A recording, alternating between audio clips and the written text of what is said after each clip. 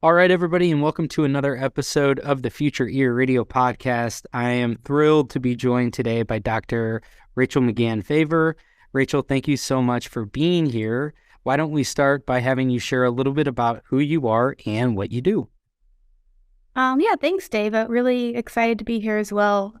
So I am an audiologist in Oklahoma City, and I lived in a few different states before moving back here, mostly as a student or extern, though, in those years, and started my career in a nonprofit, building an adult hearing aid program. But almost 3 years ago now, started my own practice, and it is a mobile only or concierge audiology practice. And I travel all over the state and love it. And so that's what I'm doing now. I am from Oklahoma as well originally. Was gone for about 10 years though, before moving back.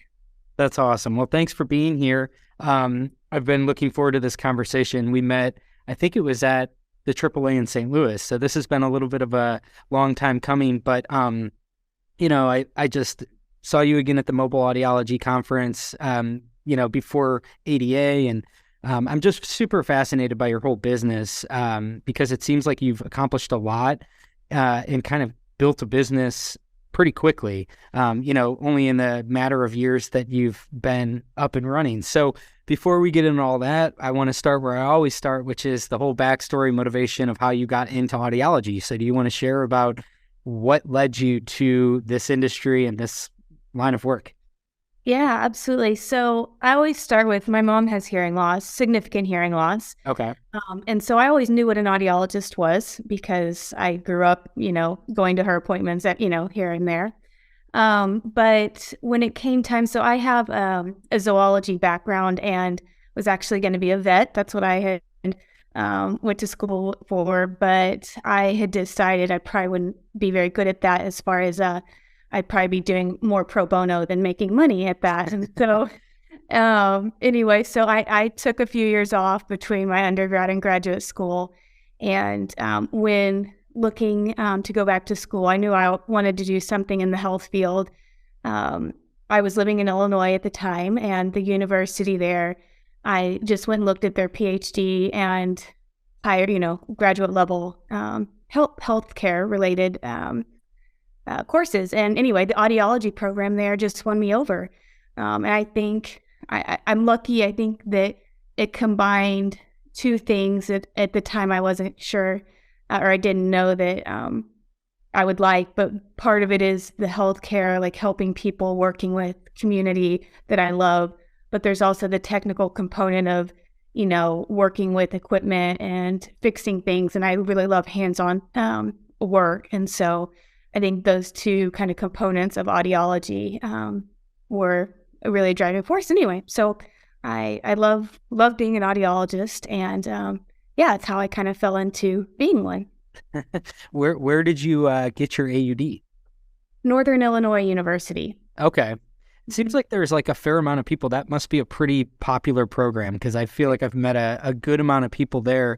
What was, so when you started that track and you started your master's and all that, what was it that really grabbed your attention and your interest?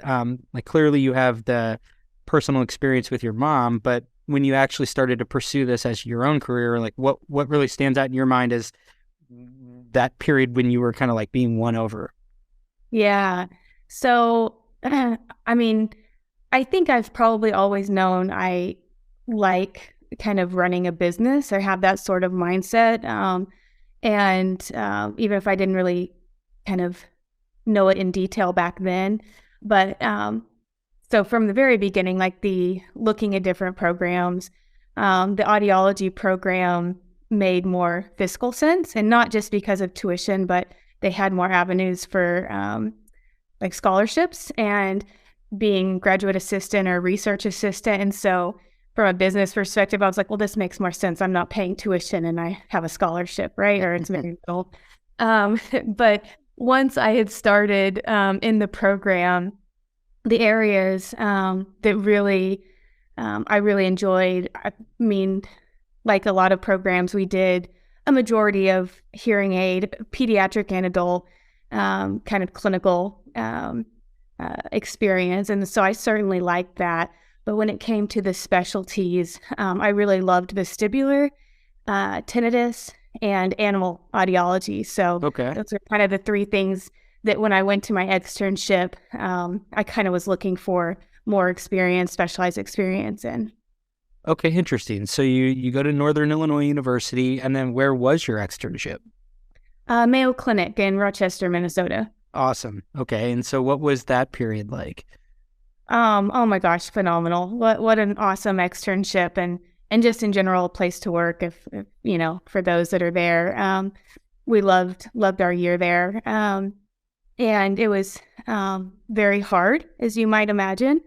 It was, you know, your typical 8 to 5 hours. However, I really, especially there, my focus was vestibular, and I was doing some research. But so I was really studying a lot while I was also working, because I wanted to get as much information as I could from who at the time, Neil Shepard was the director, and you know, he's written textbooks on vestibular audiology. And so I really wanted to learn as much as I could under him and the other vestibular audiologists. But so, gosh, if, you know, I think in another lifetime, we might have stayed and gone that route. But it's a totally different work environment, right? Than, you know, well, obviously lots of other options you can choose. But it was a great externship site for sure. That's awesome. Okay, so then this period between starting ASH Audiology and the externship, anything stand out there? Any foundational experience that you sort of gained in that period? Yeah, so after graduating, well, as a student, I tried to attend pretty much any national association, state audiology association, and manufacturer trainings, which, especially at the time, and this may still be the case, there were lots of discounts or at least free opportunities in all those realms. And so I did take advantage of that, trying to meet as many people as I could to make contacts, right? But also just learn. And after graduating, I actually did a 5-month stint with a practice management group. At the time, this doesn't exist anymore, but they had a program where it was intensive learning on best business practices and from leadership qualities and business like ownership and financial pieces. But I got to shadow a few practices around the U.S. through that. So that was a really nice hands-on experience. I was paid, not much, but a little bit. And I also, my last year during my externship year, had applied for ADA's business plan competition, the student business plan competition. Oh, okay. Which at the time, that was the first one they'd done. And so that gave me a ton of foundational knowledge in the business sector, because you have to create a business plan, right? And so those would be the kind of learning big experiences, one kind of directed and one self-taught for sure. But after, you know, graduating and after that stint with the practice group, I, like I mentioned, started with a nonprofit that was pediatric and cochlear implant focused.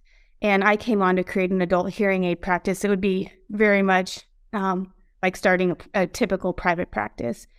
And I'm so grateful for that experience, not only because I had lots of wonderful colleagues and it was just a great place to work, but I also had the opportunity to kind of build and grow a practice and really practice all these things I'd learned the last couple of years without it being my wallet on the line, if you will. But I also loved that experience because I guess 2 reasons. One, I was able to prove to myself what I could do and be successful at it. It was a really low risk way, right, to try something like that out, which I understand that's a unique experience that not everyone can have, right? But it also allowed me, because I was there about 5.5 years, it allowed me to take a step back as well and think, is this the kind of work-life balance I want to be working, right? Or I'm choosing. because the practice grew very quickly and was very successful financially, and we had lots of staff, and so it was really fun and a great learning experience. But for me, coming out of it, I learned I don't think I want to do something that big, at least not be the sole kind of leader of a group like that. Like I have some ideas of what that could look like in the future. But anyway, so it was also a way for me to go big and do these big dreams that I think a lot of students have, when they graduate, but also then being able to step back when I started my private practice and say, do I want to do this again and just build it up again? Or would I like to do it different? So I kind of had a second go, which was also a really valuable kind of life lesson. So, I'm kind of like thinking already, like, what will the title of this episode be? And I mean, the thing that really stands out here is like just entrepreneurism. And this is an interesting thing for me because like I'm really passionate about this topic, and I feel like it's like audiology is really interesting in the sense that it is actually very entrepreneurial historically because of, it's a medical profession that's primarily private practices, or at least it had historically been.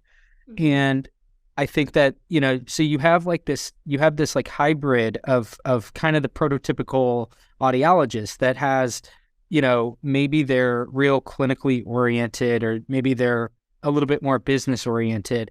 But I feel like that, what I kind of tend to hear is that there's so much focus on the clinical work that sometimes the entrepreneurism, business elements of things kind of take a back seat.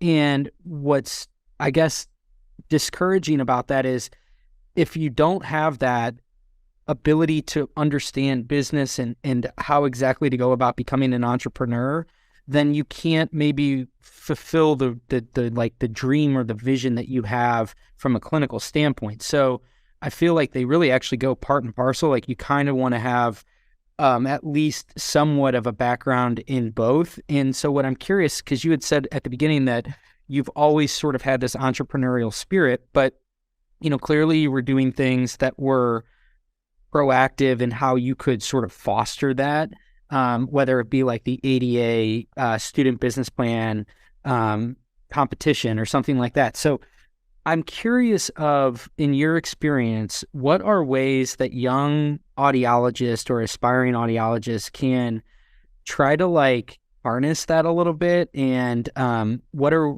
resources almost? Because so much of it does have to, it sort of seems like it's, you have to kind of take it upon yourself to go and seek those kinds of things out. Can you speak to that at all? Yeah, so I would absolutely agree with what you've just said. My university training, I think we had like a half of a semester with, business principles. So there was no educational aspect as far as like entrepreneurialism or business planning, anything like that. I will say my university professors, though, were very open-minded to any student who just had an interest in any area, even if that area wasn't really supported academically by the program. And so I think, first off, just talking with your university professors and hopefully they have open minds and want to help you foster relationships in those areas that you might have interests in, or at least allow you to go off and pursue those interests. So like I said, in starting, I didn't really know what I was most interested in. I think most students don't know that, kind of what specialties you might like. So my approach, again, was just to attend everything I could and meet everyone I could. That's really hard. Not the going places, at least for me, that was fun, but the meeting people and putting yourself out there, it is hard. And so very early on as a student, when I went to like AAA or ADA conferences, I had my own little student business card, right? This is a little more before when you maybe swap mobile information, right? But when I went to a lecture that I really liked, I made it a pact with myself that every time I went up, stood in line to talk to the speaker, and often I would just say, hey, I really liked what you presented on. I just want to let you know, like I didn't even have anything grand to say or questions to ask. And I just say, here's my business card if you ever, maybe need help in this research area or, whatever the topic was on. And so that at least you have to venture outside your comfort zone, right? I guess is the first thing. But for me and my personality, so the student business plan competition was the first real concrete, I guess, process I went through. And that was very self-taught. I should say my research project. So I did research on telecoils and hearing loops in grad school and in my externship. And I did do more than the required amount for that because, again, I wanted to get as much experience in the research field as I could to see if that was something I wanted to pursue further, like I might like to get a PhD.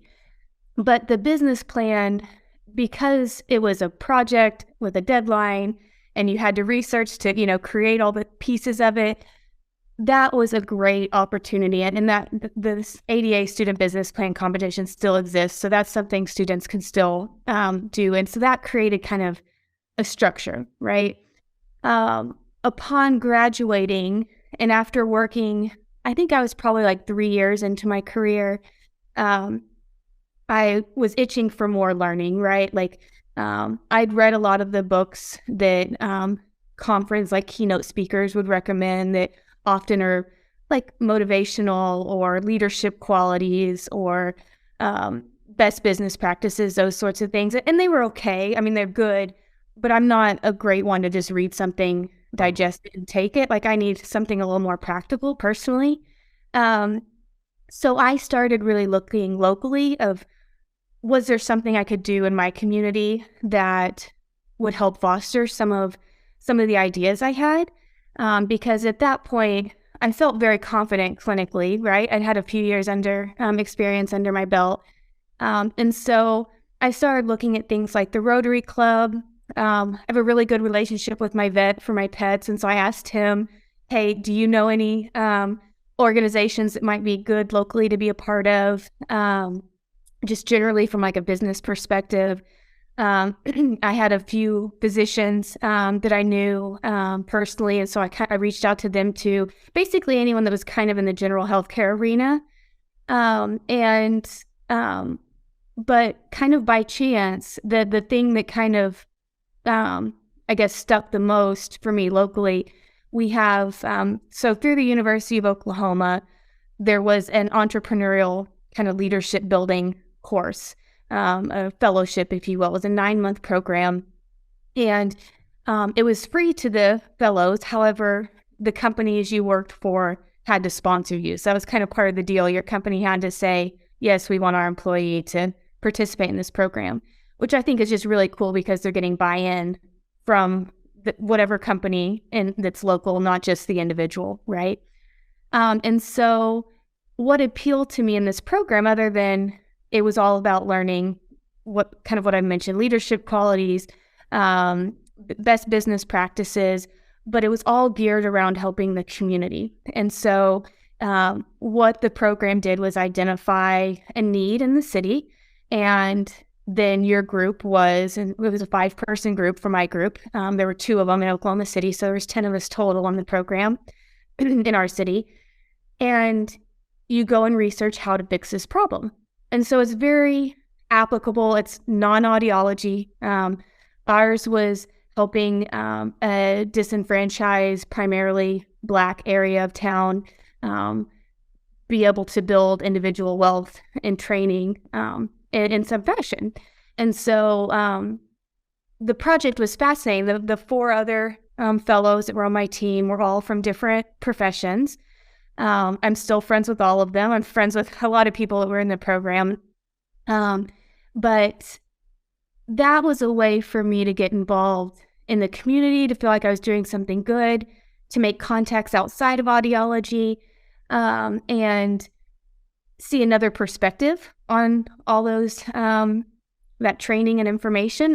Again, something that was outside of audiology. A lot of it was McKinsey, the consultants, that was kind of their training philosophy. So the leader of this group is called the MINE, M-I-N-E. had been a Mine fellow, had been a McKinsey fellow when he started his career. But anyway, and so that ended up leading me, after I completed that fellowship, the next cohort round that went the next year, I became a team leader for it, because each team has a leader that's already been through the program.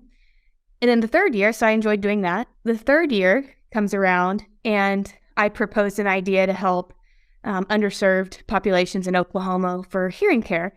And it ended up being one of the projects they chose. And so then there was a whole fellowship year of 5 fellows working on that project for me. And that's, it was no charge sort of thing. It was, obviously time involved. But it just helped everything come full circle to kind of participate in different ways. I certainly, throughout those 3 years, met lots of people in lots of different professions and just communities, right? Like different socioeconomic statuses, and live in different parts of the overall, like, larger metro. And anyway, so locally, I think you've got to find something that is helpful. And so sometimes that can be really simple, like a Rotary Club. But I think the biggest thing you can do is first just ask people that are generally in healthcare, or maybe just successful business people, because they'll also know of these types of resources. And you're probably going to get some duds out of those things that don't really pan out, or aren't as helpful as you might have hoped they would have been. But you learn from that, right?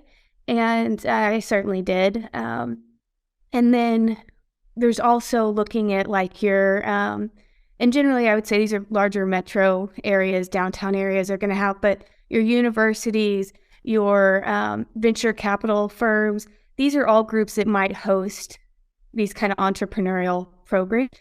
And so, just doing a little more research locally to find what could be helpful.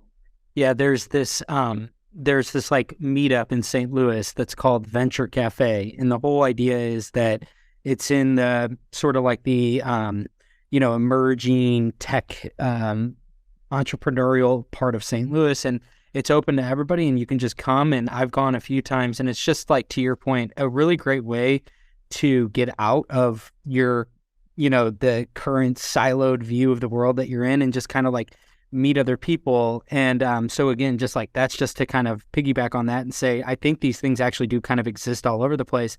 But you said a couple things there that really stood out. So first of all, getting out of your comfort zone, I would say that is probably the best piece of advice for any young person, really anybody, because the best way to grow is to get uncomfortable, and then your comfort zone expands.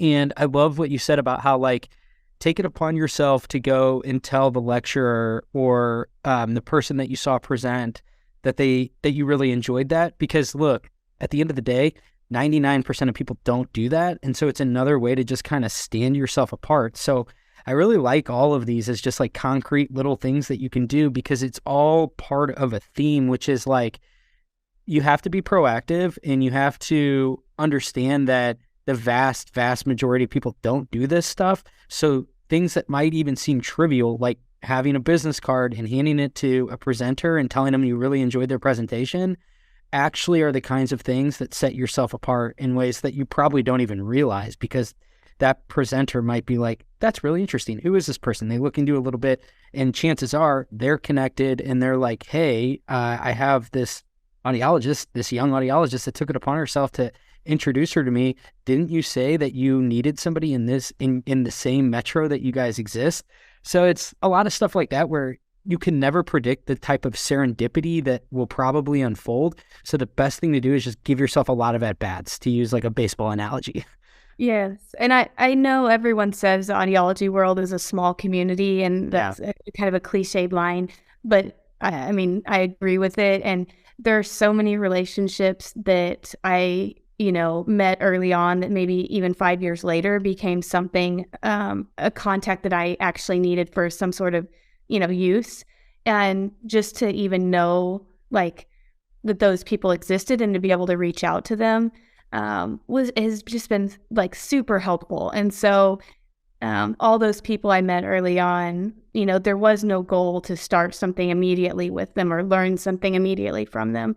But a lot of them ended up being very helpful for me down the road.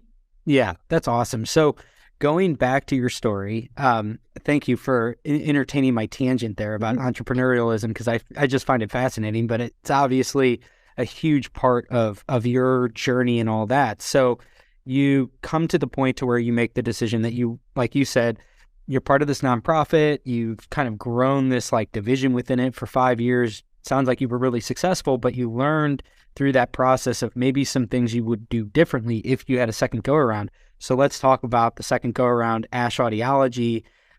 Just give me a sense of how this thing came to be. What was the motivation behind it? And, what you learned this first time around that maybe you wanted to do differently this with Ash, with your own thing. Yeah. So I think I've always knew about myself that I probably wasn't meant to work in a like corporation setting, because as a company gets large enough, there become rules, and rightly so, to help the business run smoothly. But those rules don't always make sense for like individual decisions, right? And so,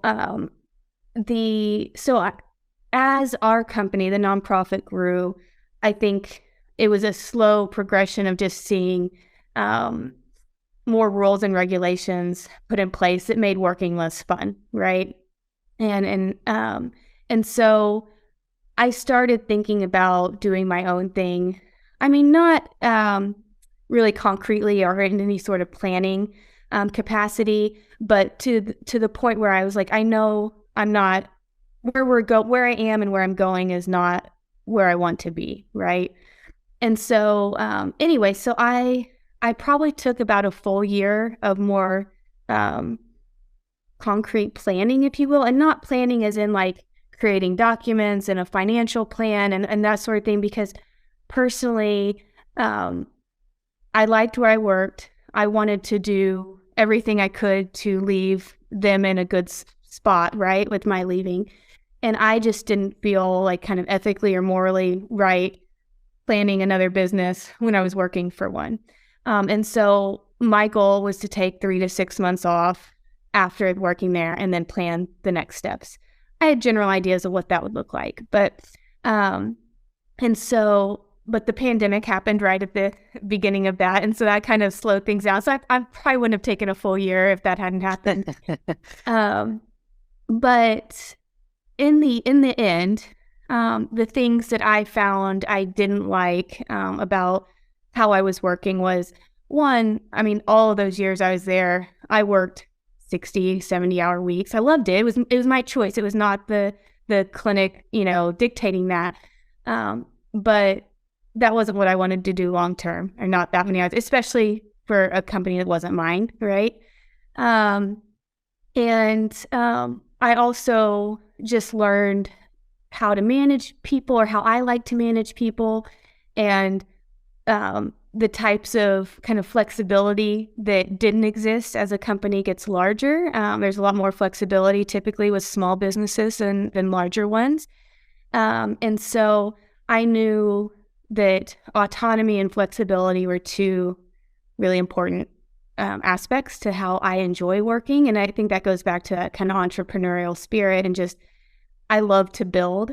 I love to create, and then I get a little bored. And so I love teaching others how to do that, whatever they're interested in, or helping open up doors for them. And so I really enjoy teaching students and just like new hires, and not just audiologists, front office, audiology assistants, all of the hiring. And so when I left, I guess I knew I didn't want to work the hours I was working. I knew that the number of people I managed was something that, in a kind of general term, was building a large business, right? Just on its own, like just our team. And I'm more interested in helping others pursue their dreams, right? And so with my staff, we'd have personal, professional, and financial goal setting, and we'd meet individually quarterly, to discuss those. And so I thought if I'm the owner of a business, how I would see this going. And everyone's goals are very different, right? But I never wanted to be a leader of 15, 20, 30 people. I would much rather find the other people who like to lead and then help them kind of, create their own like wing basically and lead it. So I do like smaller groups. I found that. And yeah, I just wanted, I guess, more control as well in a certain way, but control for how I got to live my life. And so when I started, or when I left, the goal was to plan a pretty typical brick and mortar practice. I looked around at local practices and seeing if any were in the market to be sold. That was my kind of first option or my preferred option. The second option was just starting from scratch. And then the third, which came about and is what ended up happening, is the mobile audiology piece. And really that kind of fell into my lap as a temporary option initially because I had found out I was pregnant 2 weeks after I'd left my job. And so I thought, well, this isn't a good time to open a traditional clinic. So I thought I'll do mobile for like the next year until I'm ready to go back to work after the baby. And then I'll do brick and mortar in the more traditional route. But in that process of doing mobile for those months, I just loved it and never looked back. And so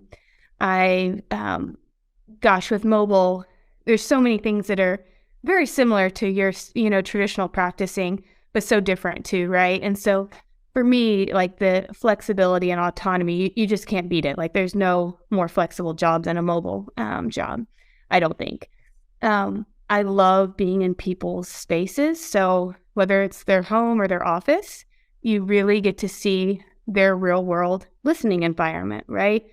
The second patient I ever had was a physician, and his number one hearing goal was to hear his patients one-on-one in the exam rooms. Well, guess what? I was in his exam room doing his whole evaluation. So I knew exactly what, environment we were looking at. Or one of my patients who lives home alone, and this was down the road. It wasn't an initial visit. She had called upset. Her hearing aids weren't working. So I go out and visit her, and she can't hear her doorbell. And so neighbors and family members are just walking in the door. This has happened for the last few days. And so I'm like, okay, well, we get her hearing aids up and working. She has terrible hearing. One of those patients that, there's only so much you can do. And so I make sure her hearing aids are working fine. Then I start to leave. I was like, wait, let's make sure you can hear your doorbell. So I go and ring it. Well, lo and behold, of course, she didn't tell me this. Her daughter had just installed a Ring doorbell, and it didn't actually ring inside the house. It wasn't set up properly or whatnot. So, had she come into a clinic, got her hearing aids fixed, she still would have gone home and said, gosh, I still can't hear my doorbell and I'm still really frustrated. Where then I could just email her daughter and say, hey, this new doorbell you've installed isn't working. You need to come back. And so problem fixed. So anyway, so there's some real advantages to seeing people in their environment. But to me, it's also fun because it's always changing and different. And, you're always working in like a different space, whether it's an office table, whether it's on a picnic table in an RV park, whether it's the lobby of the dialysis unit. I mean, I've been in all sorts of places doing appointments. And so I really like that aspect as well. I just think it's so interesting that, it kind of like just also happened to kind of break a certain way where your like first, commercial endeavor that you're doing on your own, at times in such a way where you're pregnant. And so it like sort of forced your hand a little bit in considering this third option, but then you come to really embrace it. And like, for me, the thing that goes through my mind with all of these mobile audiology themed discussions that I've been having is like, you all seem like you've kind of discovered something that other people are just sort of waking up to, which is like, you can do so much of what you've already been doing, but do it on your own terms. And, we look at this industry and it's predominantly a female-oriented industry. I'm sure you're not the only one that's, like the pandemic was a catalyst for a lot of people to consider their whole like work-life balance situation. And so I just feel like this is something that will probably resonate with more females in the audience and males too, but just, the idea of like, you can still be an audiologist, but do it in a way that's more conducive to like becoming a mom and whatever other things might be interesting to you that you don't want to commit to the brick and mortar, like, kind of like pre-existing notion of what a private practice looks like. And it's like, I say all that, and I feel like we're at a point where it sure seems like, I don't have any hard data to support this, but it seems like private practice participation, if you will, or like the young professionals in this industry that are entering in and deciding what they want to do, it seems like it's at the lowest level it's ever been. And part of my thinking is that ideologically, it's not aligned anymore with the wants and needs of the younger generations. And maybe that's just generational. Maybe it's because our generation sees all of these other kinds of, kind of like remote jobs and ways that you can have more balance. But I just look at this and I think, is this maybe the solution to what sure feels like the really low rock bottom private practice pursuit that is underway in this industry? Like, do we need to reinvent what the whole notion of what it means to be a private practitioner in this industry even means anymore? Yeah. And I think, Dave, an important thing you mentioned there was, at the beginning, you mentioned mobile allows you to do a lot of things you've already been doing and know how to do, but on your own terms. So I'll first comment on that my hours are nights, weekends, all through the day. I mean, if you looked at my office hours on the website, it's like 80 hours or I don't know, however. I do not work all of those hours. Yeah. But they're available. And for me in our lifestyle, evenings and weekends were great. I mean, that worked for our family, right? And so that was kind of working on my terms, right?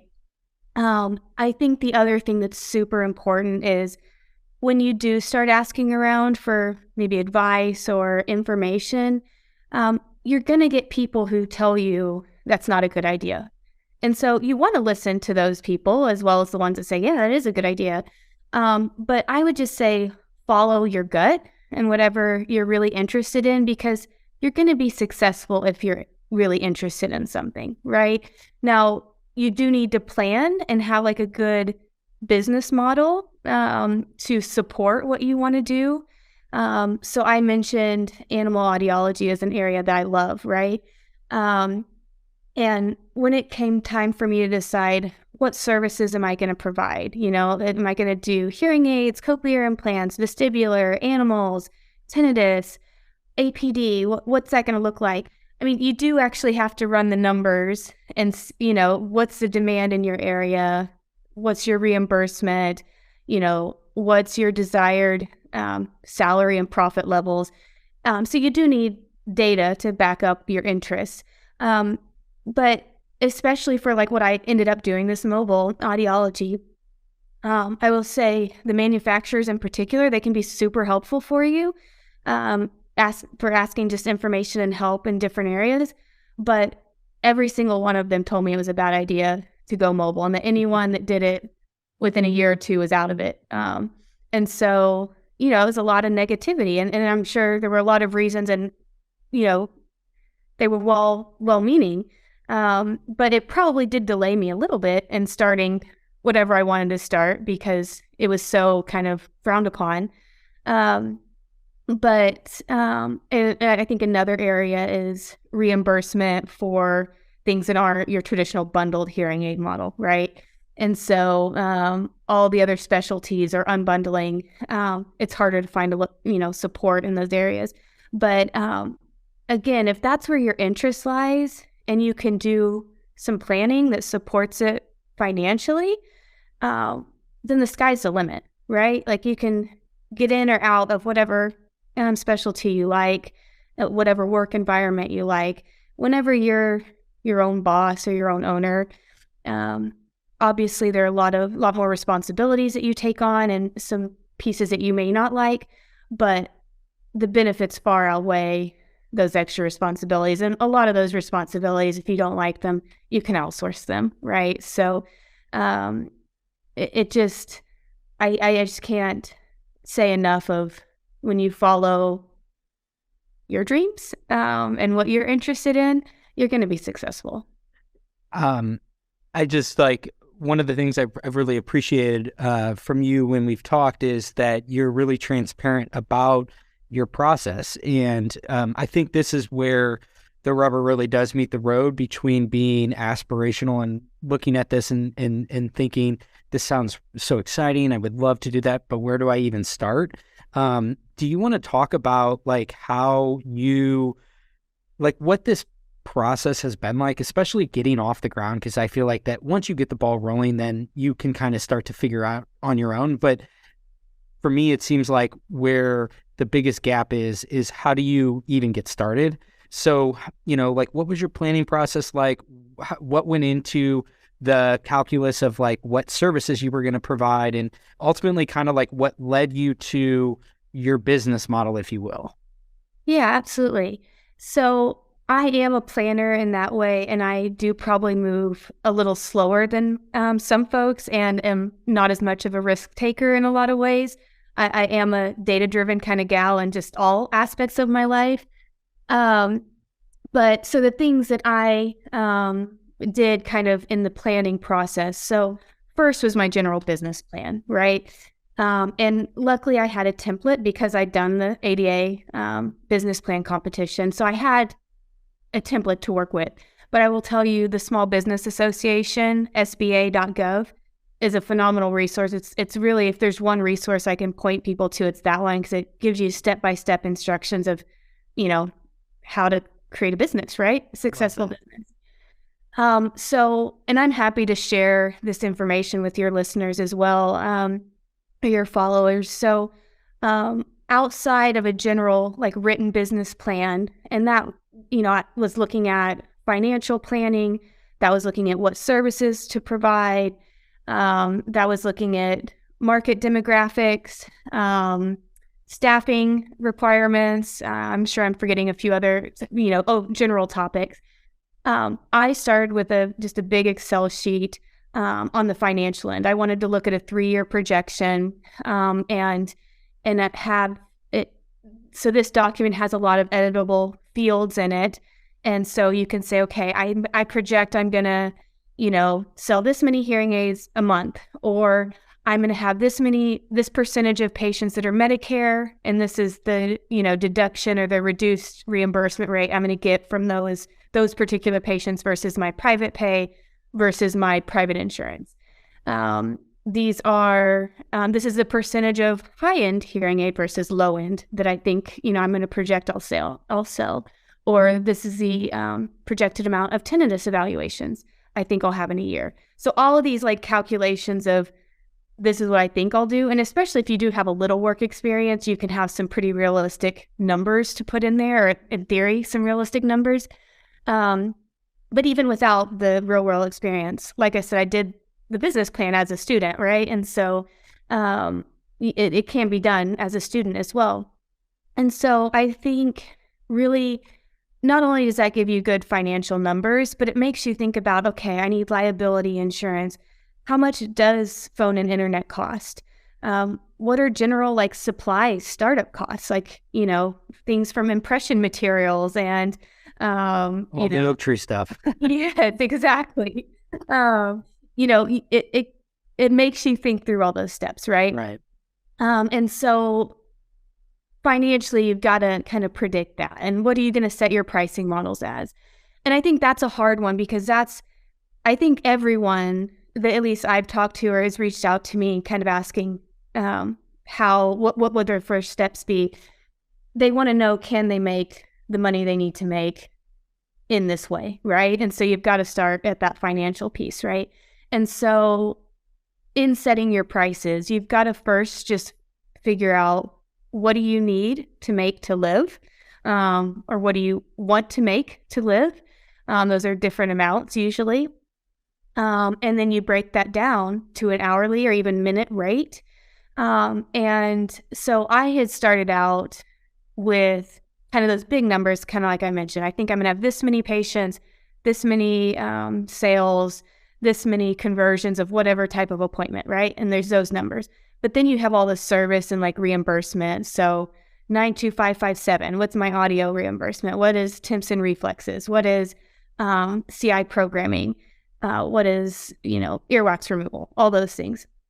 And so you can get fee schedules from insurances, health insurances. So I did that in my local area.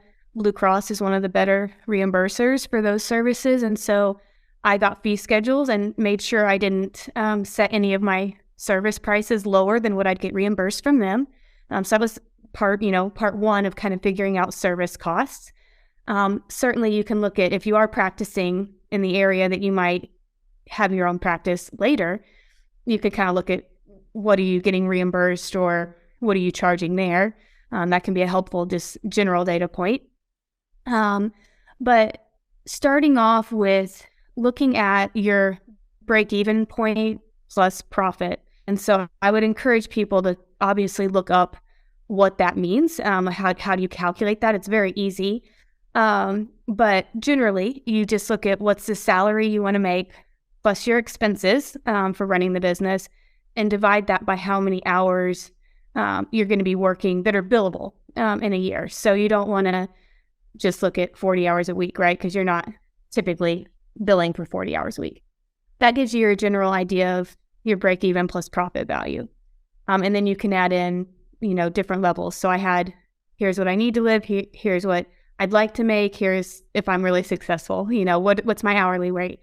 So with all those services that I mentioned, an audio, temps and reflexes, I said, okay, how long does this generally take, this service? 20 minutes, 2 minutes, And I said, okay, well, my hourly rate is, let's say $200 an hour. Okay, per minute, that equals X. And if this procedure is 5 minutes long, I need to make at least, whatever 5 minutes times my minute rate is. And also not have it lower than what my insurance would reimburse me, right? So that gave me my first general step of setting prices and seeing, is this even feasible? The other thing, and this is a more kind of high level thinking piece, so that what I've mentioned so far, all the financials is very detailed, right? You're going through a lot of numbers. And sometimes that is a little overwhelming at first because it is a large project, right? But I made a decision tree. And that's just simply saying, what are the areas I'm interested in? What are the pros and cons of each of those? And what would I need to do to make those happen?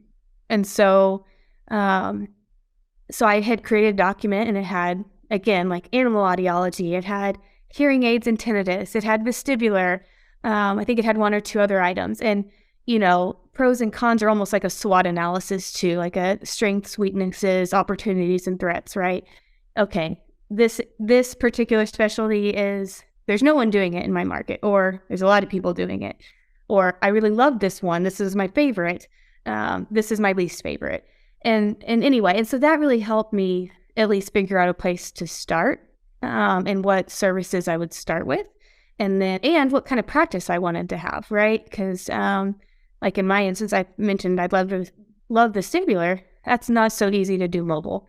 And so that kind of got ruled out when I went mobile, right? So you may find things that just, don't end up fitting your model, even if you really like that area, right? And so that was their kind of concrete piece, I guess, that was helpful. And the market analysis piece, that's another high level. It's helpful information, but I wouldn't let it dictate your decisions too much, like looking at your demographics of, okay, this zip code has this average income, or this zip code has this age group, right? Because, those are helpful data points in knowing maybe where you might want to practice, or where competitors are located, or where maybe specialties are located, but not an audiologist. It's certainly helpful, but I wouldn't spend a ton of time on those general like city demographics. I think I spent probably more time on that than really was useful in the end. So that might be a piece I would, I guess, recommend. And then, I think gathering costs, because you do have some fixed costs to start with, right? You've got to buy equipment. Even if you're not mobile, you've got to take into consideration rent, utilities, insurance. I mean, all that stuff. And so you looking at all that, it just becomes a more realistic vision. And that's all things you can kind of do on the side in your free time if you want. I mean, like I said, I did mine kind of after I left because I planned to take a little time off to really devote to planning what I wanted to do next. But you could do those things while you're working too. I know not everyone has that luxury to take some time off. And so I guess those would be the things I'm thinking of immediately that I worked on. I guess one other resource I'll mention, since I mentioned the SBA, that I really liked was the Lemonade Accounting Stand book. It's a very like Charlie Brown level accounting book with pictures, but it makes it very, and I like numbers, don't get me wrong, I'm not like averse to numbers, but I didn't know anything about accounting, right? So that was one of the foundational books for me early on, like as a student, that helped me like figure out how to calculate, just different things that you need in that area. So that I might recommend that for folks too. These have all just been fantastic suggestions and real concrete, tangible suggestions that people look into. I mean, I love the decision tree and the whole spreadsheet. I mean, I think that's got to be the very first place you start if you are going to go and pursue your own business. Is you have to make sure that you're setting realistic expectations. And so I think that the planning piece, like you're an expert in. I mean, if you haven't already, you probably are already in the process of building a consulting company here, because I'm sure there's a lot of people that would love to spend hours with you really, working through this stuff. But I guess then the other question, kind of like the yin to the yang here is, okay, so you planned all that, but then like when you start to go to execute and you're actually going to market, I'm just like so fixated on this. Like, how do you get your first customer? Where do you start? Like, what's day one? Like, okay, you put your metaphorical for sale sign on, and it's like, okay, doors are open. I'm open for business. Where do you start? Yeah. So for me, I started with a website and Facebook, like a calendar posts before I really put my name out there, just so that it looked legitimate when people, did find me in whatever avenue, they could see me online as well. So those were my, I guess, first two steps in having a really nice presence. At least I hope it's a nice presence online. And having like a professional logo and branding. You've got to look really good and professional. Don't start like you're just selling hearing aids out of the back of the trunk, right? Which I think is like easier than ever. Like you can use something like Canva and you can make a really nice looking logo, and and again, like a lot of I don't know, there's just a lot of easy to use tools that were things that were like historically perceived as barriers of entry, like how do I even make a logo, are a lot easier to do today. So there are a lot of like tools out there that are really easy to use. Yeah. And again, this is me kind of going back to like being a slow starter. I guess two things that were important to me is when I did need help, I wanted to use local sources as much as possible because I like to support my community and small businesses. And so that was difficult to find things like who would my accountant be, or who is the lawyer that's going to look over like my HIPAA policies and just different paperwork in that realm. And those were very tough areas to kind of focus on. But I think when you're and like I said, so I'm pretty slow at that, and I think a lot of people would not create everything on their own, right? Like outsource some of the things, creating a logo or your first letter to a physician. But once I had kind of my online presence set up, first I just, on my personal social media platforms, just said, hey, I've opened a business, right? So at least all my local contacts knew this is what I was doing, right? So a big one. My first goal was to market to physicians. So in a traditional marketing sense, I was not going direct to consumer by any means. I still don't. I still think physicians are the best way to build your community. And for me, literally, that was one letter that was done by a local printer that helped, design it and make it pretty. I mean, I created the content in it, and it was all, medical information and just kind of a general overview of services we provided and insurances we took and that sort of thing. So that's where I got my foot in the door. And specifically with physicians, so I looked at primary care physicians first, and I picked a certain radius. So I picked within an hour's drive of where I was, which in Oklahoma, that's a pretty big radius. But that was kind of where I wanted to start, if you will. And I also focused heavily on the physician practices, those family medicine practices that had a similar model as mine. So I found out and just research. I mean, I literally just was Googling primary care physician and, checking out every single website. How many physicians are in this practice? I found out there was a mobile primary care physician group. And so I was like, oh, well, this is perfect. I need to reach out to them. There's also a group, this is more nationally, that might be helpful for people everywhere, MD VIPs. That's a certification or a title, if you will. And they primarily serve self-pay patients. Some take insurance, but most of them don't. And most of them, it's, you pay a fee for a year of services and, X, Y, and Z is included in that. So it's kind of a bundled model. So they're looking at a patient demographic that was similar to what I would like to start with, right? Plus, most of them are private practice physicians as well. So they want to also help other private practice healthcare providers because that's, they're in the same field, I guess. So those two pieces. And then I also, again, in my primary care looking, found there were a few physician groups that were not MD VIP, but they were still that self-pay model. And that attracted a lot of folks who didn't have insurance or whose premiums were so high, it was just cheaper to pay out of pocket. And so that's like a very middle class, at least in my area, as in my experience of who's come to me from those practices, a very middle class kind of market. And so that is where I started to get people. And honestly, between physicians and then just word of mouth, your community, right? And not just your family or whoever you live near. That's why it's so important to get involved in things like Rotary Club or like I did this Mind program because I had contacts in lots of different areas. So my reach was further, So that's really where it started and how I got my first patients in the door.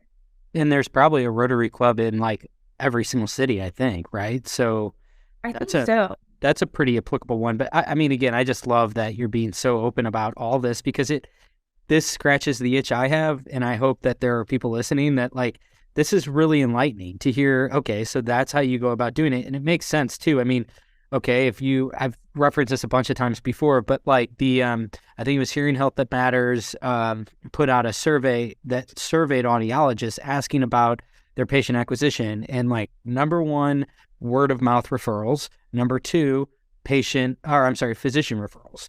So it seems like, there's just, you can do yourself a tremendous benefit by building inroads with the medical community around you because they're going to send people your way. But I love what you said too about these different services and these groups that can help to like get you in with different sets of patients and all that. Because it might be daunting if you are trying to go direct to consumer. Like there's definitely an element of that. And some of the word of mouth stuff would, I guess, apply to that. But it seems like there's some more tactical ways that you can kind of get something off the ground. And then obviously, as you get the ball rolling, it starts to compound on itself, like even more word of mouth marketing. Yes, exactly. And you can start adding in extra, outreach, I guess, if you will. So I think the thing that I started, it was probably a year into the practice. I started reaching out to senior living communities, just a handful, because I wanted to start really small to work out the kinks, basically. And that's been really just really fun for me, a different type of seeing patients. I have almost a different model, not from a service perspective, but from a financial model, because those folks don't carry wallets on them. And most of them don't even or a lot of them don't have full control over their finances. So you're talking with, children or, other family members regarding that. So it's a totally different model than just going to someone's house. But it, it opens other areas, because once you get comfortable, I would just say choose one specific thing that's probably the most comfortable to you and that you're confident in, and that the numbers support, your data and your research supports. Don't feel like you have to do all of, like, I want to do these 5 things. I need to, I have to get physicians. I need to, contact potential patients.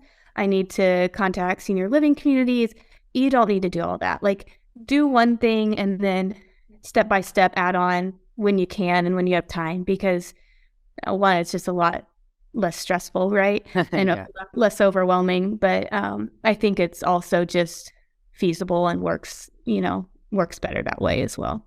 Totally. So as we come to the close here, I could go for another hour here just asking you questions, but I don't want to take too much of your time. So what I am curious about is, what does, we're only in February, so what does the remainder of 2023 look like for you? What are the goals for Ash Audiology kind of moving forward now that you've got your feet underneath you, it sounds like, and like you said, you're kind of like incrementally adding different elements of your business. So what's sort of the current phase, and then where do you want to go from here? Yeah. So, gosh, I pretty much in every step from starting to now, I've been in a really comfortable position. I've not felt like I was totally overwhelmed by the amount of work I had, but I also didn't feel like, oh my gosh, I'm not making enough, or I'm not seeing enough people. And that's a just really liberating feeling in general, to have that kind of mindset, if you will, and flexibility, right? And so for 2023, correct. So I've got a pretty good, just, general home and office visit kind of clientele, right? Your individual patient. And then a few living communities that are enough for me right now. Not really looking for growth. I'm actually expecting baby number 2 in a few months. And Congrats. so that's going to take, obviously, a big chunk of my time and energy. Adjusting to that and that change in life. So I honestly don't have big goals professionally because of what I have going on personally. Last year I had lots of professional goals, right? Because I didn't have big changes personally. But again, that's the beauty of, I think, Right. practice the way you want, is you can be so flexible about your life. And I guarantee you, come 2024, I'll be back in that realm of, okay, what's next? What can we do? So I mean, a big goal for me, I will say a little bit more longer term, is getting into APD. It's another specialty I'm interested in that I think will work really well with my model. But also, I've always wanted to help underserved communities, and I've been doing that. But getting into that community has been very tough, and there's not a lot of resources of how do you do this well. And so that's another area I'd still like to continue to grow in what we're doing. That's awesome. And I love that too. Like, you can kind of oscillate between your focus on professional development or personal life. And again, I think that's kind of like this whole conversation in a nutshell, is that you've given yourself the ability to be in a position like that, which I think will probably resonate with a lot of people. I think that's kind of one of the best parts about this whole thing, is like that work-life balance. So Rachel, this has been an absolutely awesome episode. Really cool conversation. I've really enjoyed getting to know you and learn about your business. And I can't wait to see what you do from here. So I'm really appreciative of you coming on the show today. Oh, you're so sweet, Dave. It's really been my pleasure. This is a lot of fun on my end too. So thanks for having me. Absolutely. Well, thanks everybody who tuned in here to the end, and we will chat with you next time. Cheers.